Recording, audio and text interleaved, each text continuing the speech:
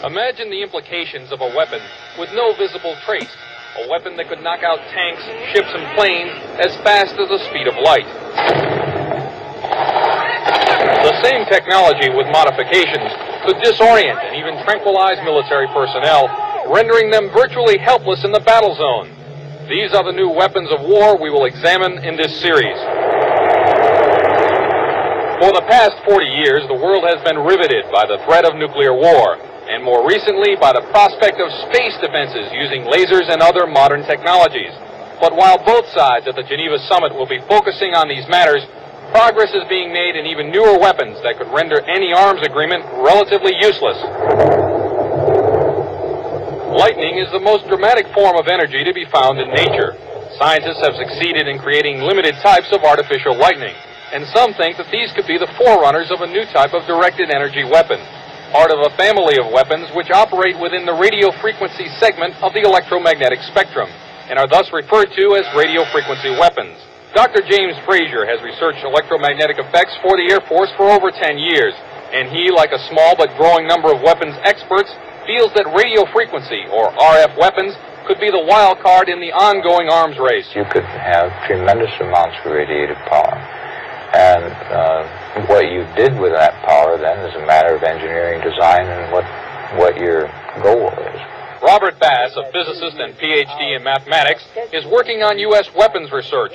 He says that the Soviets seem to be ahead in a number of areas, and especially in RF weapons. We are behind the Soviet Union in directed energy weapons based on 60 gigahertz microwave beams. Dr. Bass and others feel the most likely form of Soviet RF weaponry would be high-powered microwaves, similar to a focused, ultra-high-intensity radar beam. It would literally cook humans and knock out computers and electronic surveillance and communications gear. An operational RF weapon, relatively cheap and reusable, could devastate sophisticated and expensive war machinery. The $20 million F-16 fighter, for example, is totally controlled through electronic sensors and computers. With no manual flight controls, the plane would literally fall out of the sky after being hit with a high-intensity pulse of microwave radiation. Over the past year, CNN has repeatedly asked the Department of Defense and the Air Force about radio frequency weapons. After much resistance, DoD finally said that the subject was too sensitive to discuss. In my next report, unexplained cloud-like phenomena which may be evidence of a Soviet breakthrough in RF technology. Chuck DeCaro, CNN Special Assignments.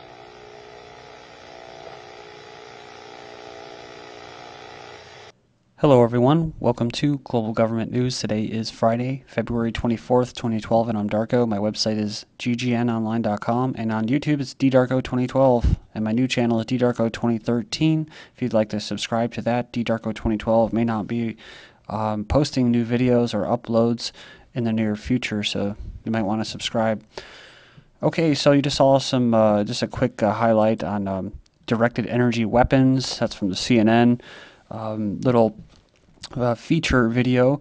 Link will be posted in YouTube's video description along with all these links. You can go and check it out and you can watch the whole video. Okay, so I'm going to start off with this, and I'm going to finish off where we left off in the last video, which was the war on terror, and we'll go through Somalia and some Libya news. E-weapons, electronic weapons, directed energy warfare in the 21st century. This is from 2006. In January, Los Alamos, New Mexico, there is a new breed of weaponry fast approaching and at the speed of light, no less. They are labeled directed energy weapons and may well signal a revolution in military hardware, perhaps more so than the atomic bomb. Directed energy weapons take the form of lasers, high-powered microwaves, and particle beams. Their adoption for ground, air, sea, and space warfare depends not only on using the electromagnetic spectrum, but also upon favorable political and budgetary wavelength too. So we do have an idea of how this budget is going to be met. Right now, the technology has been being developed for what? At least that was in the 80s. So, I mean, it's been going on for at least 30 years, if not since World War II, right? So the technology's there now. Now they just need to get the sheeple to want to fund this massive program, basically to start venturing out and conquering different areas of space. And the way they're going to do this possibly is with the London Olympics, the Queen's Jubilee this year in 2012, with a false flag attack, i.e. space and false or a stage alien invasion or asteroids falling out of the sky. We got to shoot them with lasers. Oh, we just happen to have the technology available, right? So look for that false flag this summer to take place, and it's going to be centered around space and space platforms and space weapons, so that the military-industrial complex, this new complex that'll be taking shape here, will have all the money and funds that it needs. So I've already covered this before, so I'm not going to go too into it, but new Naval Directed Energy Center to impact future weapons for naval and joint forces. So see, they're doing, this is September 10th, I believe, of last year. The Navy demonstrated its commitment to the game-changing directed energy technological program at the Naval Directed Energy Center, a ribbon-cutting ceremony held at the Naval Surface Warfare Center Division. So now they actually have their new Naval Directed Energy Center, a physical place that you can touch, so it does exist. So you have the Russian program as well. I mean, if you go all the way up to the top, you can see high energy weapons directly from their own website, U.S. Air Force and that.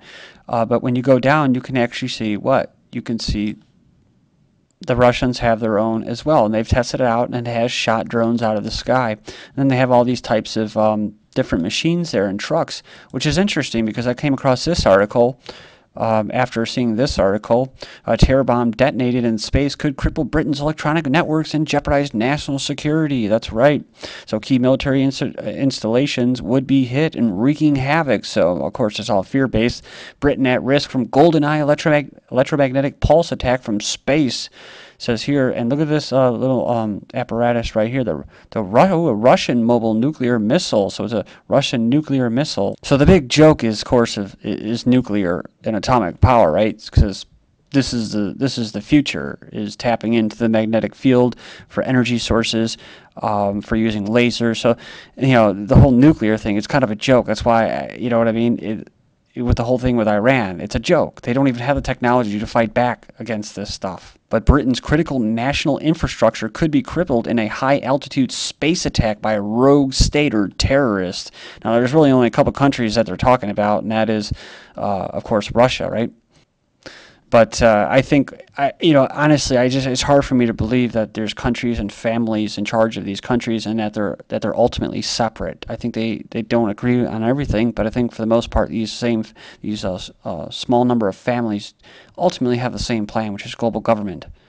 They just differ on how they're going to control their slaves. So ultimately, you know, this is going to help both countries. This is going to help the global government basically build their little space apparatus. Okay, so you look down here and look at this bullshit. It warned that countries such as Iran, which is resisting international pressure to end its nuclear program, and even eventually some non-state actors, what is that, Somalia, could acquire the technology to mount such an attack. So see, it almost makes me laugh. So of course, if you go on board with this stuff, you know, you're going to avoid what? Financial meltdown, a breakdown of civil order. It's kind of funny like this. NASA's ambitious plan for a base off the dark side of the moon. Remember from the 15th, you know, some people think that there already is a base on there, so it'd be kind of funny that they would actually propose it. But that's how everything is. Like Clinton with, oh, we're going to arm the rebels now after they're already armed. We're going to look to geoengineer the sky, i.e. chemtrails, while they're already doing it. All right, so I'm going to switch gears here and finish up with some Middle Eastern North Africa news.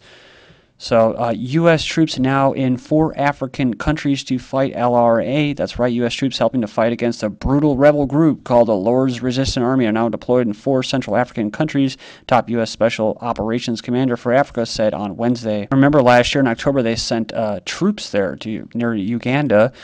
Black Hawk Down or Black Drone Down, Western powers in place to secure Somalia's resources. So most of my viewers remember this article that I covered. It's from January 17th, 2012. Somalia oil exploration drilling begins in the Puntland. So I remember you had Haig, remember, in his driving through for the first time in Somalia with his little helmet and his flak jacket and the Humvee. Oil exploration has begun in the arid northeast of Somalia. So that's right, the Canadian firm Africa Oil is behind the project. So, but moving on here, it says that Somalia has a lot of oil. Kenya has a lot of oil. So does Mozambique, South Sudan, and Uganda. Ooh, interesting, right? So just like Russia and the United States kind of going at it, and the West and Israel and that in the UK kind of divvying up Central Asian countries, you have Africa being like Central Asia, and that China and the West are kind of fighting over the resources. East Africa's fields offer a fresh source of gas supply for China and India, the world's fastest growing major economies.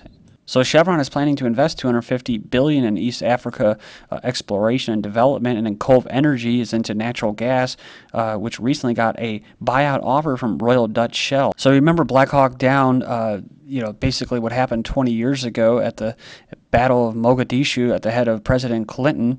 It says merchant marines and private sailors are still paying for this blunder as they attempt to avoid pirates in the Straits of the Gulf of Aden. And look at this. World leaders vow to help Somalia face its challenges. That's right. This is big news. World leaders from some 50 nations and organizations met in London Thursday vowing to help Somalia tackle al-Shabaab, Islamist insurgents, pirates, and grinding poverty. Wow, that's a lot, right? They can't even take care of their own freaking people in their country. So international powers pledged Thursday, with your tax dollars, mind you, to boost aid for Somalia to tackle Islamist militancy, piracy, political instability, and warning that this is all based off the warning that failure to help now could hurt the rest of the world. So if you don't support the Greek bailout, the whole world economy is going to collapse. So just remember, it has to do with oil. It has nothing to do with helping humans. With an international meeting aimed at resolving the political crisis in Somalia set to take place Thursday, the local media in the East African nation is awash with skepticism. Ooh, the local media referring to efforts as a new system of recolonizing the country. Well, they're right, because they remember I've covered this before. Germany and Britain both have tried to conquer Somali people, but they failed. That's why they have to do things such as the whole war on terror, where you heard from the Pakistani, the biggest terrorists are the governments, these big governments, Western governments especially.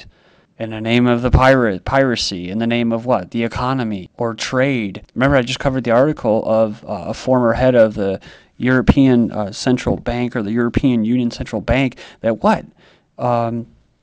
they knew that the euro and the EU was going to go down in flames, that it wasn't going to work. But what they did know is that they weren't going to do things militarily and force it that way. They have to do things with trade, financial agreements, and that they could get more success that way. So as world leaders vow to help Somalia face its challenges, al-Shabaab vows to counter London decisions on Somalia. We will not under any circumstances allow any form of foreign intervention to be used as an instrument to subjugate the Muslims of Somalia, the statement said. The global government, the United Nations, approves troop boosts for war against al-Shabaab. It'll bring the total number of troops in Somalia to 17,000. Another country is Djibouti, and then don't forget, you have what? The CIA operating drones out of Ethiopia. You have Kenyan troops. Speaking of CIA, here you have Defense Director Panetta stating at what? U.S. Special Forces killed in Djibouti plane crash. That's right. Used by Special Forces. Yeah, you didn't know? We had troops in that working with AFRICOM. And it's all in response to the false flag September 11th attack. Eritrea, not sure if I'm pronouncing that right, but country criticizes foreign meddling in Somalia's affairs. Country has proposed a, quote, Somali people-owned, end quote, dialogue and criticized foreign meddling ahead of a major conference today that will focus on a better coordinating the international response to the country. The statement included calls basically denouncing the ongoing military intervention by Somalia's neighbors, including Kenya and Ethiopia. Ministry of Foreign Affairs said, quote, some powers had deliberately, end quote, kept it out of the conference. Its position needed to be known. So if you don't agree with this global government, and your neighbor country, well, then you don't really count. You don't get a say or a vote. That's what the international community is all about. Moving on, UK to impose a Libya-style war on Somalia. British government is apparently considering resource-rich Somalia as its next Libya-style humanitarian target, after Prime Minister claimed the African nation should also enjoy its Arab Spring. Speaking of Libya, President Obama keeps Libya sanctions in place. The U.S. sellout Barack Obama on Thursday extended by 1 year the national emergency order allowing sanctions against Libya to remain in place, the White House announced. So like I said before, did they ever actually ask the people in the country what they want? No, they don't. So if they went in there and they tore everything up and blew up their infrastructure, now the Libyan people are actually taking their country back, right, and fighting off these rebel terrorists that were supported by Al-Qaeda and these types of terrorists right here. So now if they actually get organized, that's what the Jamahiriya is all about, is these little communities, organizations, they get together and actually start to divvy up contracts and get their health care back in order and all their social stuff. game over for the globalists, but they don't want that. So they're going to keep those sanctions in place. Thanks.